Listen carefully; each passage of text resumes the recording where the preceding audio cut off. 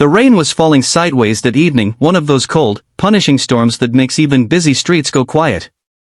Grant Miller, a self-made millionaire known for his spotless reputation and his even more spotless mansion, had just walked toward his door when a faint knock stopped him in his tracks. Standing on his porch was a frail woman soaked from head to toe.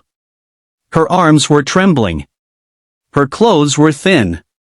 Her voice shook as she whispered, "Sir, can I clean your house for a plate of food?" Grant should have spoken. He should have answered. But the moment he saw her face, he froze, as if he'd seen a ghost from a life he thought he'd left behind forever.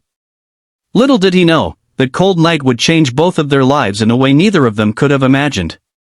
Before we jump into this emotional journey of kindness, make sure you subscribe to the channel, True Story Tales, hit the like button, and drop a comment to tell us what message touched your heart the most. Your support helps us share more inspiring stories every day.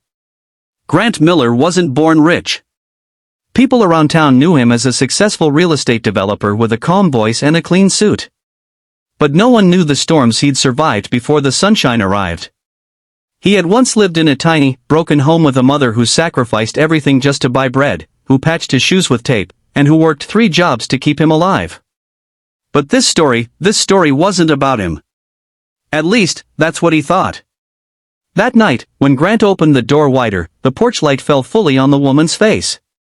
She looked exhausted, yet she held herself with a quiet dignity. Her hair was matted from the rain. Her fingers shook slightly, like she was fighting the cold with the last of her strength. Grant swallowed hard. "Ma'am, you don't have to clean anything. Come inside before you freeze."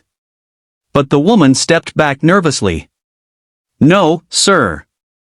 I'm not begging. I'll work for it. Anything, dishes, scrubbing floors, anything for a warm meal." Her voice wasn't desperate. It was tired. The kind of tired that comes after life knocks you down again and again, until standing itself becomes an act of courage. Grant didn't force her. He simply opened the door and said, "Food doesn't need payment. Please, come in." Slowly, hesitantly, she stepped inside. The warmth of the house made her close her eyes for a moment, as if she had forgotten what warmth even felt like. Grant grabbed a soft towel and handed it to her, then guided her toward the kitchen. He started heating up a pot of chicken soup, his mother's recipe, one she used whenever someone needed not just food but comfort.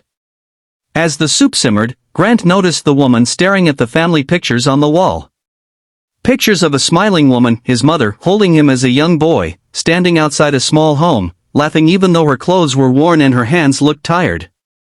The woman swallowed hard. "She seemed kind," she whispered. Grant smiled softly. "She was the kindest person I ever knew."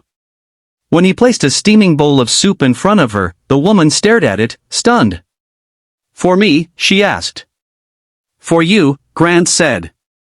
She ate slowly at first, then faster as warmth returned to her body. When she finished, she wiped her mouth gently and whispered, "Thank you, truly." He noticed she still didn't say her name. So he asked quietly, "What's your story?" The woman froze. Her eyes flickered like someone deciding whether to run or stay. Finally, she exhaled and said, "My name is Leah. I used to have a home, a job, a family. Life was normal. But one day my husband got sick. The medical bills buried us. Then I lost my job trying to take care of him. We fell behind on rent. When he died, I lost everything else." Grant felt something twist in his chest. Leah continued softly, "I've been looking for jobs for months. I just haven't eaten in 2 days. I'm not asking for money.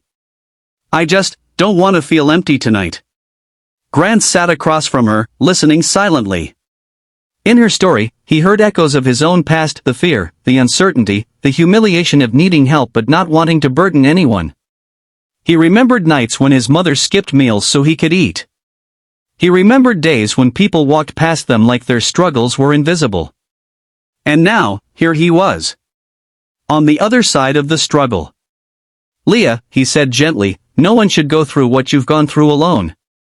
Her eyes filled with tears she tried to hide. "I'll be okay," she insisted quietly. "I just need one chance. I'm willing to work. Grant nodded, because he understood the pride in her words, not arrogance, but strength.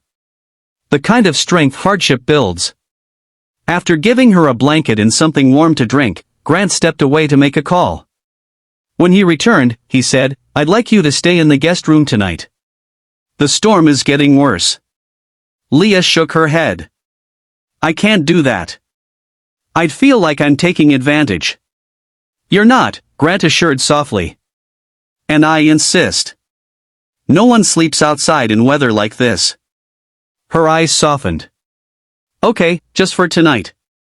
As she slept soundly for the first time in months, Grant lay awake thinking about something his mother once told him.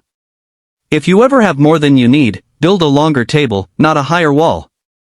The next morning, sunlight streamed through the windows. When Leah woke, she immediately began cleaning, quietly, respectfully, folding blankets, wiping counters, organizing things she thought would help. Grant found her in the living room, trying to reach a high shelf to dust it. "You don't have to do that," he said. "I told you I would work for the food," she replied with a shy smile. Grant admired her sense of responsibility. "Actually," he said, "I have a better idea." He explained that he owned several rental properties in town and always needed trustworthy people for upkeep, like cleaning, organizing, helping with tenants. "If you're willing," he said, "I can offer you a part-time job. Enough to get you back on your feet." Leah froze. Her hands hovered mid-air. "A job," she whispered. "Yes," he said. "One you deserve." She covered her mouth as tears streamed silently down her cheeks. "Grant, you don't know what this means. I didn't think anyone would give me a chance again." "You're not defined by what you lost," he said gently. "You're defined by what you're willing to rebuild." Over the next few weeks, Leah proved herself hardworking, organized, and unbelievably kind. She learned quickly, handled tasks responsibly, and never took anything for granted. Grant admired her resilience. And as they worked together, they talked about life, loss, hope, and second chances. One afternoon, while sorting papers, Leah paused by a photo of Grant's mother again. "She raised a good man," Leah said quietly. Grant's voice softened. "She raised me to be the person I needed when I was hurting." Leah nodded. "And you've become that person, for me." Months later, with her first few paychecks, Leah rented a small apartment. It wasn't fancy, but it was warm and hers. She furnished it piece by piece, always grateful for every new beginning. She built herself back up one day, one job, one moment of kindness at a time. And Grant? He realized something important. Kindness doesn't just help the person receiving it. It transforms the person giving it too. He didn't just offer her food and shelter. She reminded him of where he came from. And she reminded him why giving matters. In a world where people walk past each other glued to their own worries, one simple act, a bowl of soup and an open door, sparked a chain of hope that rebuilt a life.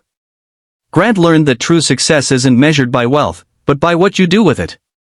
Leah learned that even in the darkest nights, someone's kindness can light the way forward.